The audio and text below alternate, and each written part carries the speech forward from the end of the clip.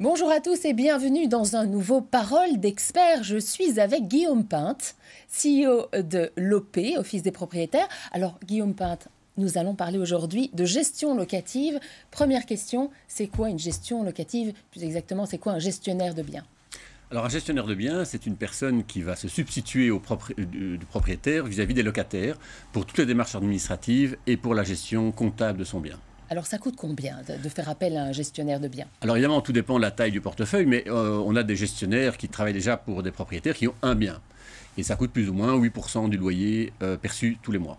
Alors à quoi sert le gestionnaire? Qu'est-ce qu'il va faire pratiquement par rapport aux biens que possède le client?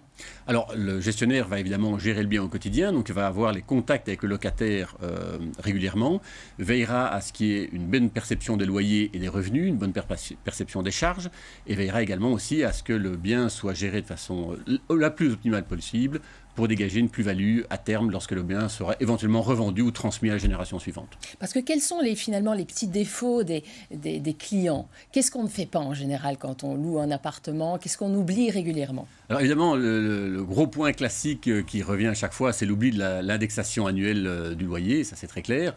Quand vous avez des locataires qui sont mauvais payeurs, évidemment, c'est un suivi rigoureux du paiement du loyer, bien évidemment, mais également des charges. Et puis, c'est de savoir prendre les décisions souvent douloureuses, de devoir avoir une gestion vraiment un peu incisive vis-à-vis de certains locataires qui seraient indélicats. Alors, imaginons, j'ai un appart. Est-ce que je peux faire appel à un gestionnaire de biens ou est-ce qu'il faut en avoir plusieurs, être multipropriétaire?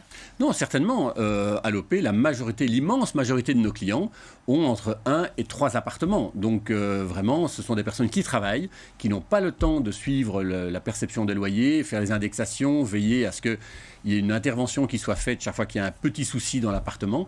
Et ça, c'est nous qui le faisons. Mais il n'y a pas de minimum. Le principal, c'est d'être propriétaire d'au moins un appartement mis en location. Et ils sont les bienvenus chez tout gestionnaire de biens en gestion privative. Alors ça, ce sont des gens qui sont chez vous, qui sont détachés. On a toujours le même gestionnaire de biens. Comment ça se passe? Absolument. Concrètement? Donc en fait, un gestionnaire a un portefeuille de biens. Et évidemment, chaque bien appartient à un propriétaire. Et le propriétaire reçoit évidemment une comptabilité trimestrielle de tout ce qui a été perçu, tout ce qui lui a été versé.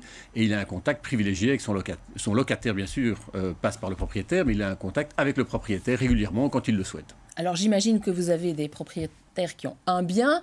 Ils ont maximum combien de biens? Ça, c'est pour l'anecdote. Il n'y a pas vraiment de limite. Le plus gros chez nous, je crois, doit avoir 350 appartements en gestion. Voilà.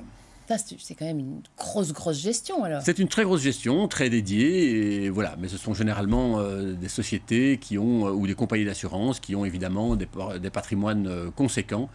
Ce sont rarement des privés à ce niveau-là. Alors justement, quand on fait son choix d'un gestionnaire de biens, quels sont les éléments importants en fonction de la taille du logement, du nombre de logements qu'on a ou d'habitations qu'on possède? C'est quoi les critères? Alors, évidemment, le principal, c'est d'être en confiance. Que ce soit en contact avec son gestionnaire de biens ou en contact, parce qu'il faut bien investir avec le bien qu'on a, c'est d'être en confiance et être à l'aise dans les communications qu'on a et dans les relations qu'on a. Ça, c'est essentiel. Après, il y a évidemment le nerf de la guerre qui est vraiment la comptabilité. Il faut que cette comptabilité soit totalement transparente et il faut que le gestionnaire de biens et bien entendu le propriétaire soit tout à fait à l'aise dans les actes de gestion qu'il pose, en sachant que le propriétaire doit être tout à fait informé de tout ce qui se passe au quotidien. Très bien, merci pour tous ces renseignements. Guillaume Pinte, on se retrouve très rapidement pour un autre Parole d'expert. Au revoir. Merci.